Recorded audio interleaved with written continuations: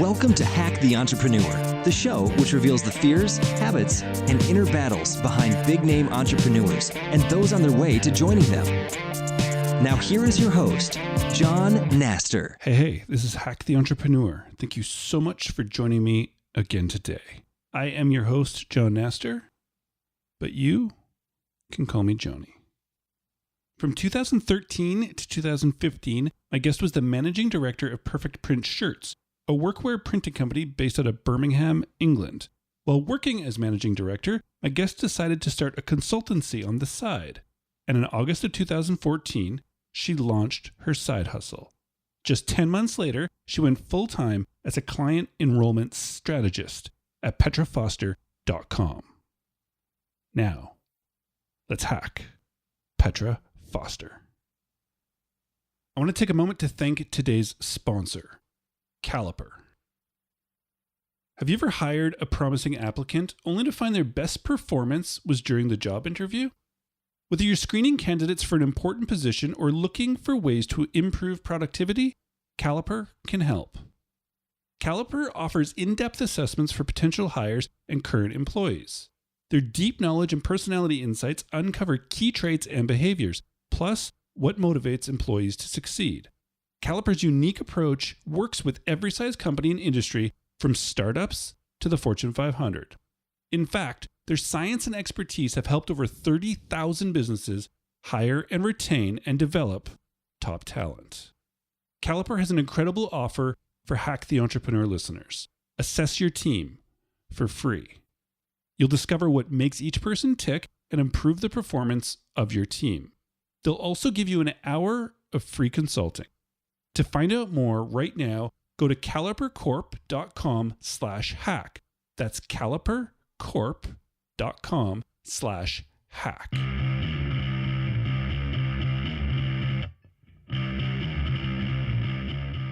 We are back with another episode of Hack the Entrepreneur. And today we have a very, very special guest.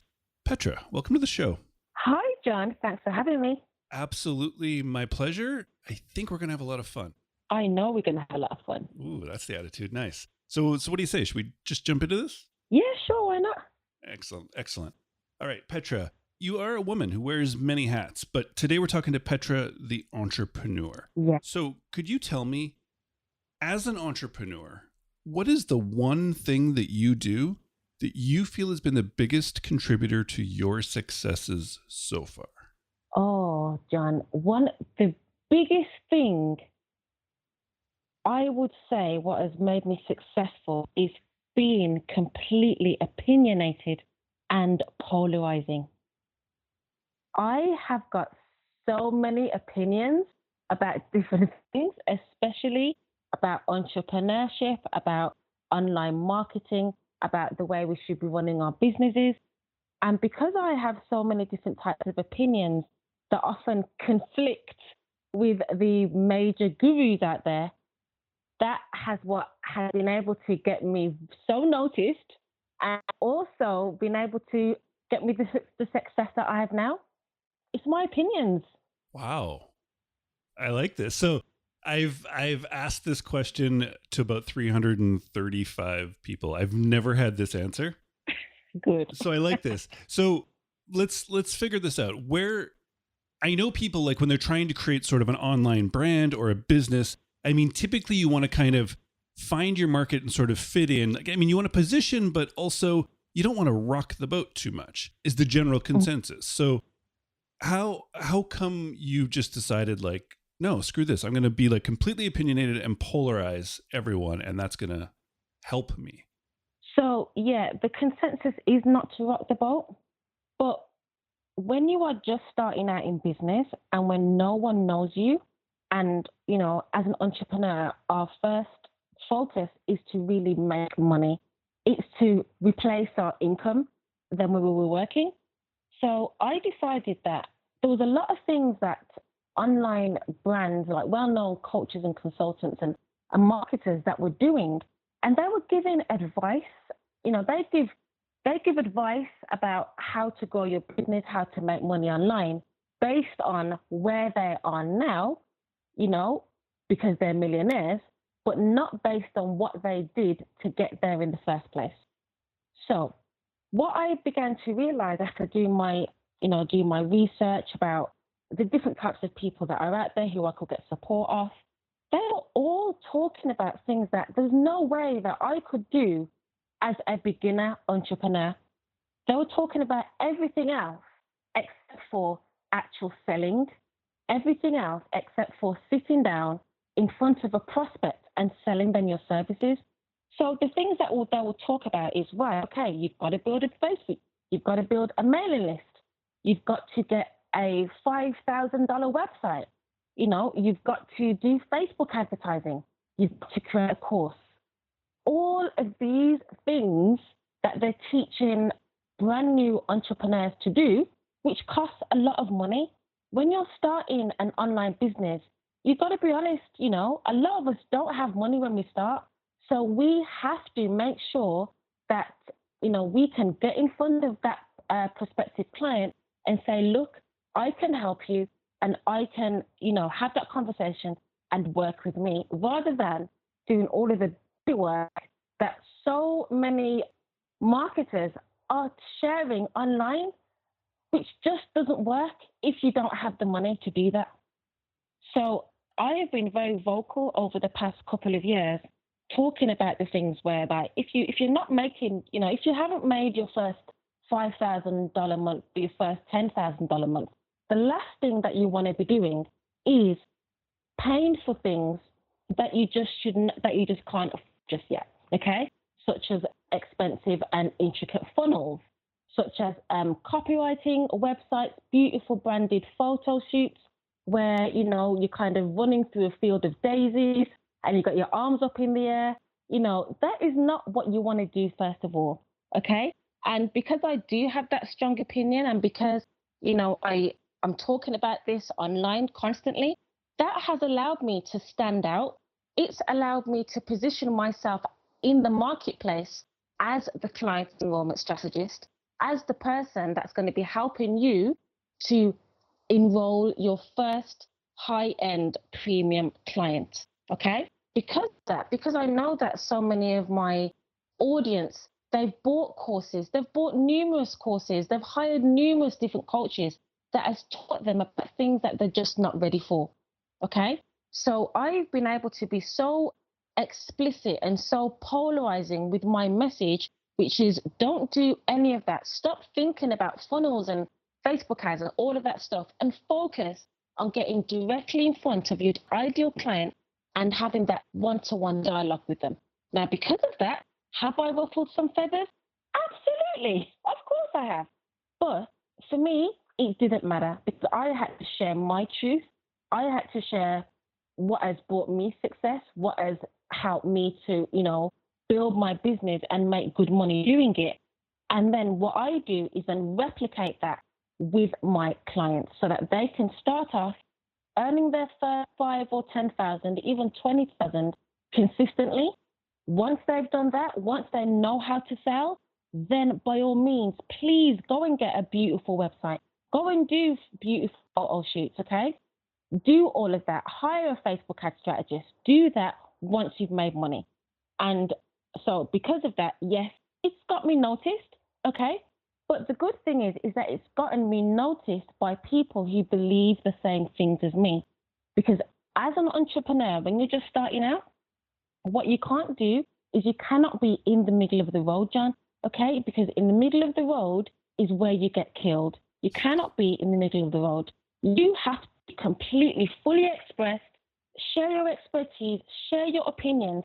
And then what's going to happen when you then start to share your worldviews, you are going to be connecting with other people who have those same worldviews, but they're just probably a bit too shy to say that, to say it out loud.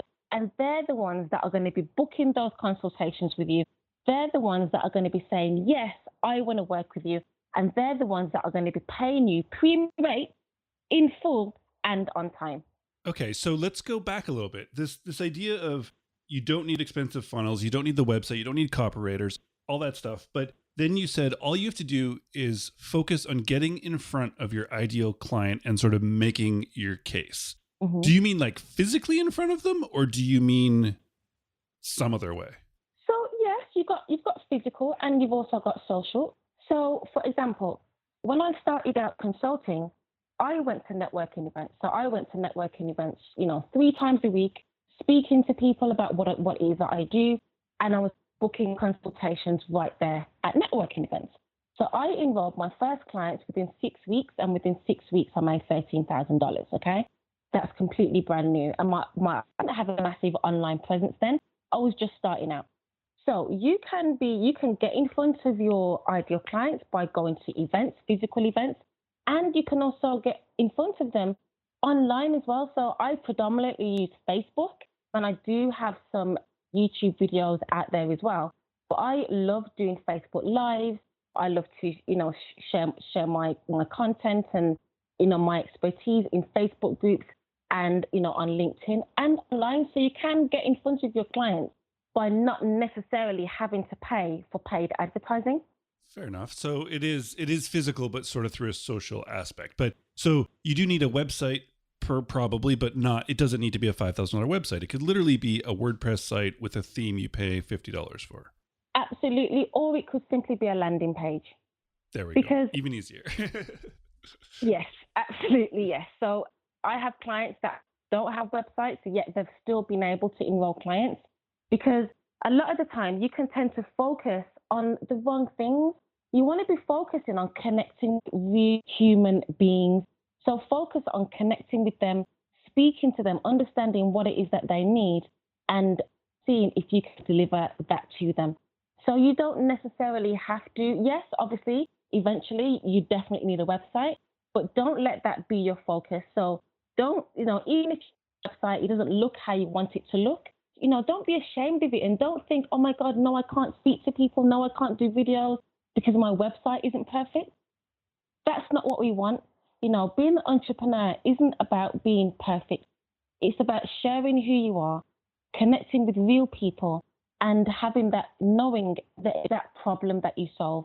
And you can do that by literally meeting people online and booking a consultation with me via Skype and having that connection. I love it. So at the beginning, Petra, you said your one thing you do is being opinionated and polarizing. Now, every sort of business expert out there talks about this 80-20 rule for business. You're supposed to find the 20% that gives you that 80% of results. You're supposed to do what you're good at and then delegate the rest. Petra, can you tell me something that you were absolutely not good at in your business? Oh, yes, I certainly can. I am not good at anything to do with technology. Nothing at all. Nothing at all. I remember when I tried to do my first webinar. That was about 2015. And, I posted it on Twitter and Facebook and things like that. And I literally had one person show up. I had one person show up on that webinar. And then I was talking. I thought I was talking. She couldn't hear me. I didn't understand what I was doing. And I literally panicked, had a breakdown, and cried because I didn't have a clue what I was doing. So technology is not my best friend at all. And I'm okay with that. I've accepted that. So now I have a VA. She's a tech VA. She sets up my webinar, okay? And she puts my funnels together, because that is just not my thing at all. So I'm a big believer in, if you've got the money, just hire it out, get someone else to do that for you, and just focus on what it is that you can do best. And don't be ashamed, because we're human beings. We're not meant to be good at everything. We're meant to have our one thing, and just focus on that one thing, and what you can't do, just hire it out. Yeah. And so you do one webinar, one person shows up, it fails because the people can't even hear you. Is there ever something in the back of your head that just says, maybe I shouldn't do this in my business? Maybe I should just try something else? Yes, absolutely. So that happened in around summer 2015. And I didn't do another webinar. I was like, right, forget this. I'm not doing webinars. But then I was like, something, Petra, you've got to give this a chance. So I started to do webinars again in January.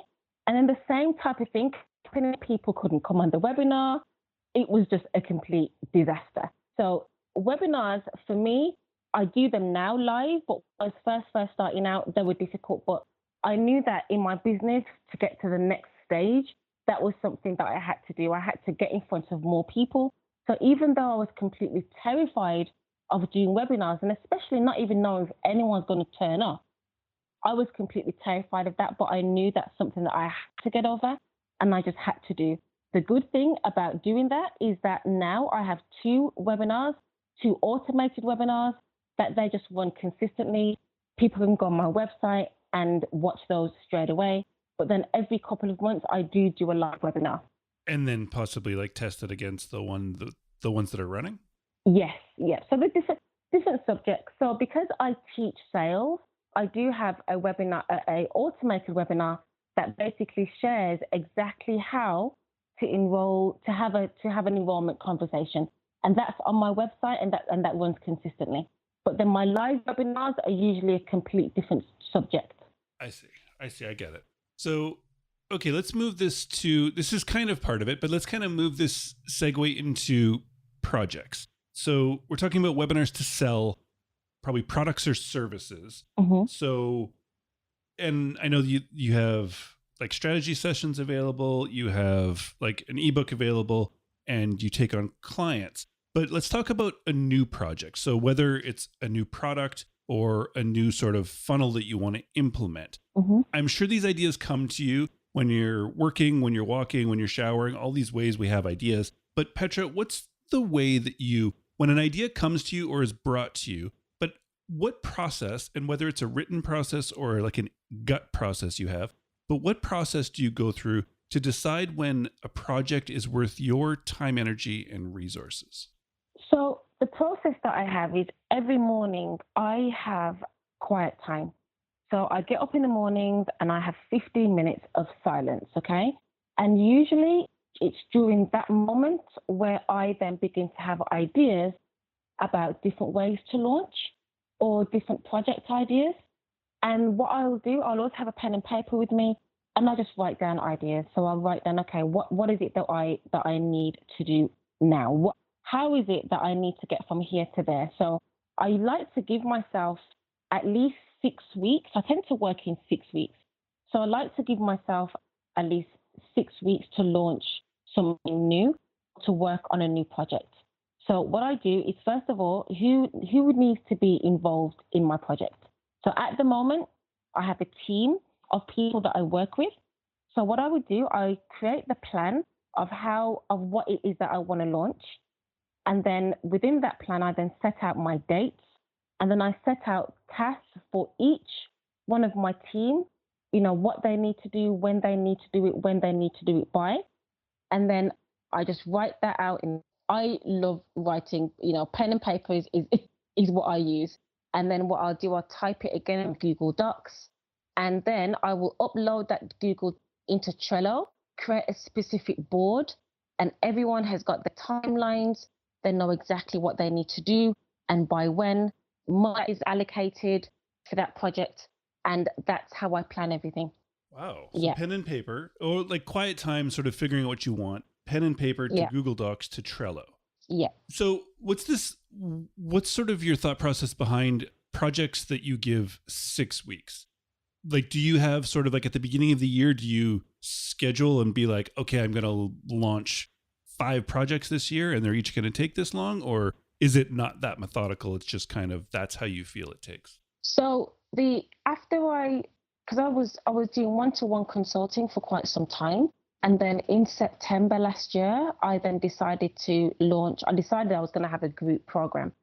So with the group program, because what I noticed when I was with my clients on a one-to-one, most of them were enrolling clients within 6 weeks or less.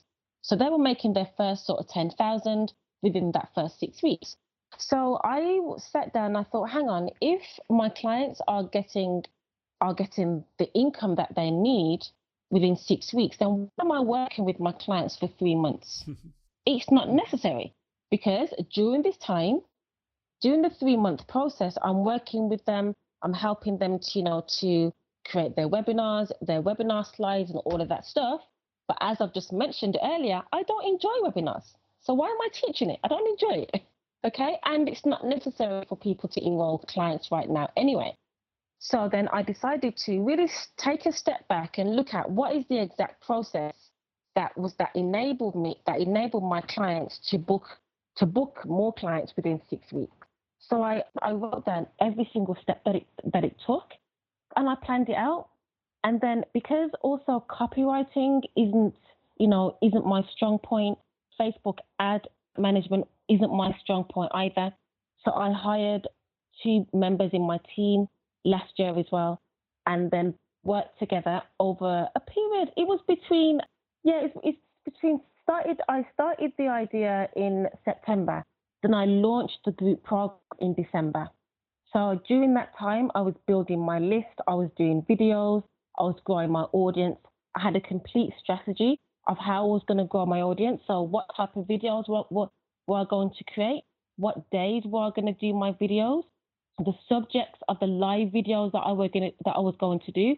So I did have a strategy in place of how I was going to build my audience, because at that time, my list was only about 500 people. That's literally how much it was. And yeah, we just had that process. And then I would say we then took from November to December about 6 weeks to launch the whole program. And then we launched it a week before Christmas, and people signed up for it. And that was my first group program, and that was Sales in 6 Mastery. Now, the brilliant thing about, because we took the time to plan, to write the posts, to write the emails, what I did this year in February is literally recycled so much of what we made, of what we did beforehand. So we recycled the Facebook posts, the emails, everything. We had dates of what I was going to do, who was going to do what. So the launch time in February was only 7 days. I launched in 7 days. Wow. Yeah. So so this is drastic though, like from one-on-one coaching for several years to completely getting rid of that and going with like the online course style? So my group program is not a course. So what it is, it's a live group program for 6 weeks. Oh, so, I see. Interesting. Live, yeah. So on a Monday, we have the live classes, okay? And then we have the Q&A afterwards. Then on the Thursday, we have Q&A as well. And then we have the Facebook group. So it's a live course, lots of interactions. I hold people accountable. You know, they get on Zoom, they speak to me about what's going on. The whole purpose of my program, which is called Sales in 6 Mastery, which is basically the 6-step system, get your ideal clients to eagerly enroll onto your your premium program within 6 weeks or less. That is the focus. Book consultations and close them on the first call and get paid. That is all we do within Sales in 6 Mastery, and it's live. Yeah. And so basically though, you honed this whole process with one-on-one coaching first. Yes. You figured out what worked. You realized you don't need 3 months, you only need 6 weeks. And now rather than teach one-on-one, why not teach you to a group? That's right. We did the same process and doing the same process since 2014. Yeah. So it's the exact same process, yeah. And it's really rewarding as well for the clients that are in the program, because it's a collaborative effort. I actually attract so many introverts. So the people that I attract are introverts. They are probably, they are charging by the hour. Some clients charge $30 an hour, some $100 an hour, and they've never sold packages before. They've never sold anything for $3,000 or more before. So it's a massive learning curve for them, but they embrace it. They embrace it and they do it. And we're currently now, as of today, in week 4 of the program, and 8 people have already enrolled clients at $3,000 or more. Wow. And they've never done that before. Wow. So running a live group program, what's like, you had been teaching the one-on-one, so you knew sort of the format, you knew what to teach, but then taking it to a group setting, what's something that happened, Petra, that like you just didn't expect to happen within that? Well, I totally freaked out, John, to be fair, because I Fair totally enough. freaked out because I had never worked in a group before. And so I didn't have like the brand promise that I was making is right. Work with me in this program, you're going to enroll clients within 6 weeks. That was a big, bold statement because I had no idea that they were going to do it. I had no idea if that could even happen because there was no one-on-one time with me. So a couple of clients did upgrade. So I had 2 levels. I had the group level where there was no one-on-one, and then I had a VIP level where you had one-on-one coaching with me. Okay, so I was very confident that the ones that had one-on-one coaching with me, they would get clients. But then the miraculous thing happened, and that the people that never had one-on-one coaching with me, they did enroll those clients. So I was really obviously happy about that. But before that, I was really freaking out. I was saying to my friends, my business friends, oh my God, what if no one enrolls any clients? What on earth am I going to do? Oh my God, this is not going to work. So yes, I did have a mini freak out, which is understandable. But then, yeah, what I didn't expect to happen is I didn't expect my clients to be so understanding because I'm a very open person. I'm an open book. So I was like, look, you are the first people to go through this program. And believe me, I was absolutely nervous, but you've made me so comfortable. I mean, gosh, they've made me cry because I'm so happy because they're really happy about how the program's going. So I was just really, really surprised at how much they really appreciated me and really liked me. I know that sounds strange, but in my life, I've had so much rejection. You just have no idea. I've been picked on at school. I've been rejected at work. I've always struggled building real relationships with people. I've always been introverted. Even though I do videos online, I'm actually quite quiet. So if I'm actually in a room with a lot of people, I'll be the one just sitting there listening, observing. So I didn't know how I was going to manage a group, and I don't like attention. I don't like people looking at me. I mean, John, I didn't have a wedding because of this process. I was like, right, I don't want to walk down the aisle in front of everyone looking at me. So I didn't have a wedding. We just had a quiet wedding because of that reason. So yeah, I was just really, really surprised of how much they liked and embraced me, to be honest. Yeah, Awesome. that That's was a really awesome. big deal. I love that because that's such a fear that, and like a rational fear that all of us have, but people are so understanding, especially when you are really like open to them and people like want to see you succeed as well as themselves. Yeah, They they really do. Yeah. All right, Petra. Well, this has been an absolute blast. I want to wrap up on one final question for you, if I can. Yeah. It's this idea I'm working with calling the entrepreneurial gap. So it seems to be this gap we live in as entrepreneurs, as dreamers.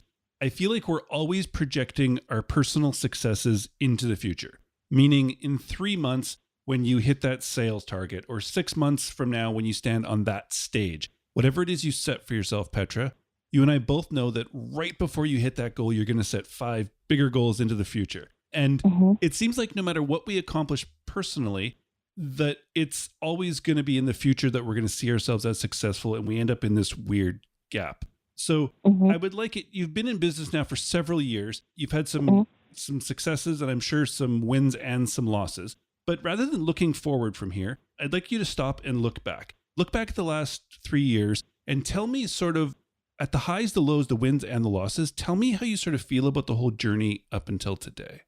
Wow. Okay, that's a very big question.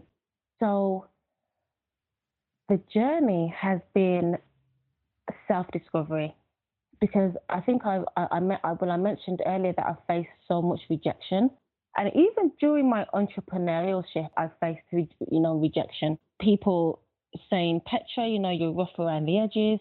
Petra, you need to be more professional, quote unquote. Petra, you shouldn't be saying that. You've got typos and all of these things. So I've been through so much of that. And what I can say now is that at that time, it did hurt and it does knock you. So I have been through my moments of, crying, wondering, if am I supposed to do this? Are people going to accept me? Do I have a real skill? Can I really teach sales? So I've been through that process, and now I can say, looking back, it's a good thing, because I think that rejection makes us so much stronger. And I think rejection is the greatest gift that an entrepreneur could ever have, because you need to have a thick skin in this game. Because if you don't have a thick skin as an entrepreneur, we're just not going to make it. We're not going to make it at all, because we are completely relying upon ourselves. And it's only us that can make this work. And, I've come to realize that I can't depend on anyone else for validation.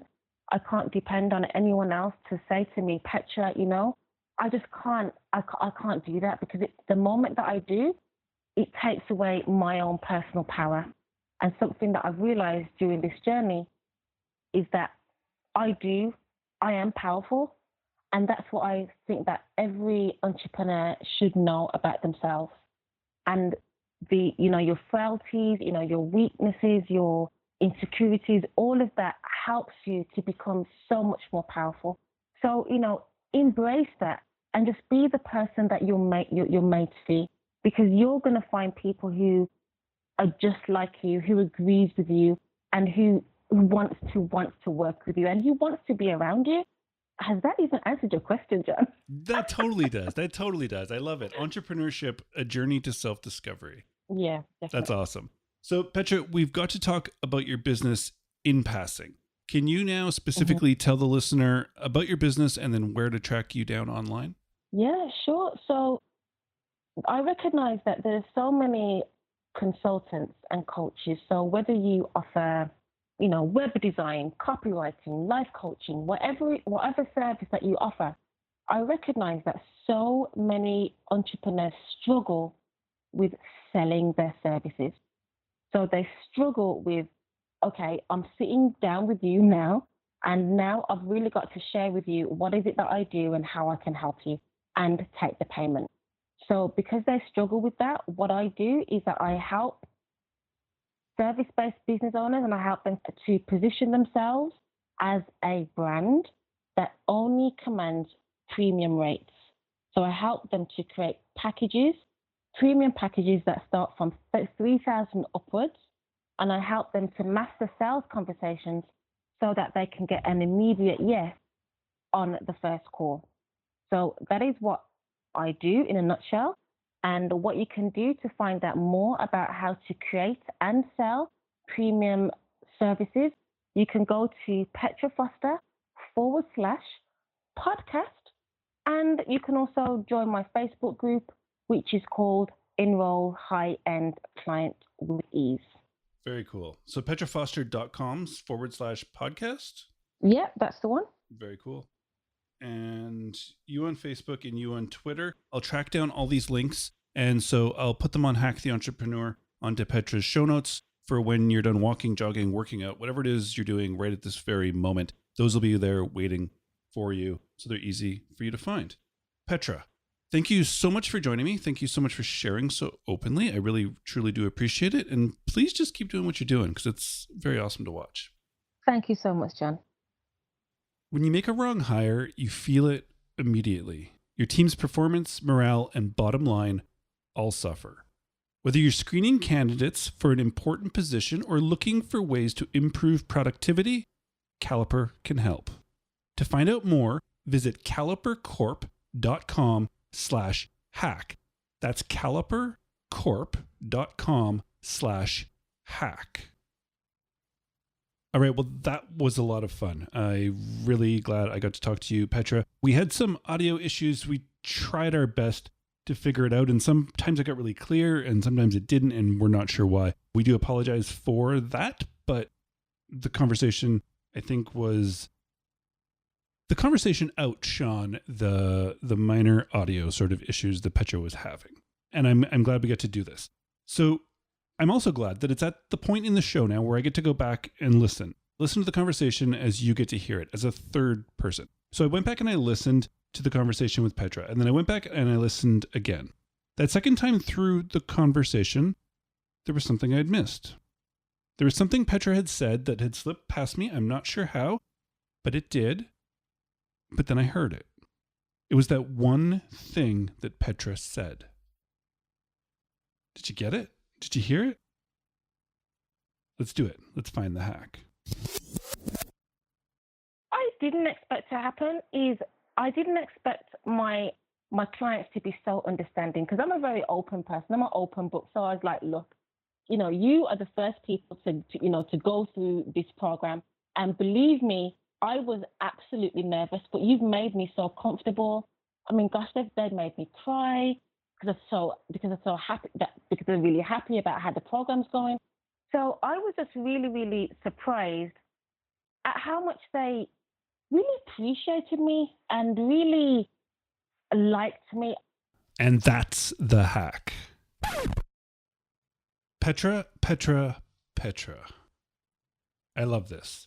There's something really quite profound to this. So you started selling a program that these were the first people through it, and you didn't expect them to be so understanding. And you were surprised at how much they appreciated you, had patience with you, and liked you. And then you go on to say that this is strange, and it kind of is, but this is something we really, really, really need to understand.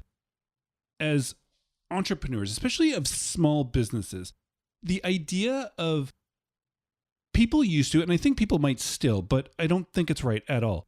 They used to try and pretend that their business was bigger than what it is. That it was we and us for everything, even if it was just you at your desk by yourself.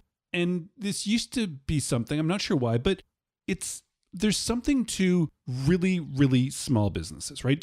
I'm super into the fact of a laptop and creating cool businesses and helping people from there, one-on-one, through courses, through books, through whatever your product or service wants to do, but really, really grasping on and being proud of being small, being personable, being personal, being a real human being, not some giant corporation behind just this mask. Like, I think as we go, more and more of us are working online. More and more of us are starting our own businesses, from side hustles to just consulting and not working permanently for companies. And these giant companies are just buying up all these like huge companies and getting bigger and bigger and faceless, more and more and more faceless. I think that we as humans really crave this connection, not just a connection to like other friends and family, but connections to the people we deal with. It's something to be proud of. And so Petra going out and just admitting that like she's nervous about this and she hopes that it goes well, and people just, they want to help you. They want you to succeed. They want to do business with you. They want to learn and grow with you. Next time you're sending out an email or writing sales copy or creating a product, don't create it as something that's trying to look bigger than you are. I mean, you could be a small, tiny, nimble company. You could make $100,000 a year. You can make $500,000. You can make $2, $3, $4 million a year and not need a huge team around you. There's tools, there's ways we can outsource stuff now that can do that, but always keep that pride in being small and being this tiny business that is just there to help those people. Be open, be vulnerable, let it out, and people will really respond to it. Petra, thank you so very, very much. All right, hacktheentrepreneur.com is the website. I'm going to have links to Petra over there, Petra's podcast, The Sales in Six Mastery, and as well as some social media links from Petra as well. Plus, you can get onto the email list. The email list, the newsletter coming out every Sunday, has been rebranded and renamed as Too Small to Fail. Maybe that's why I'm going on that rant about being small. I'm loving the power and the just everything about small independent businesses. We're fast, we're nimble, we're creating really cool stuff, we're changing our lives and other people's, and I think we should be more proud of it. So yeah, the newsletter, get it every Sunday. Sunday morning, Sunday afternoon, whenever I sit down to write it for you. There's thousands and thousands of people over there on it, and you should probably join at this point. Too small to fail. But it's at hacktheentrepreneur.com. Just put your email into the top right there by my face, and next Sunday you'll get a message from me. All right, it's been fun. Thank you so much for stopping by. Thank you for joining me. I really, truly do appreciate you taking the time. And please, until next time, keep hacking the entrepreneur.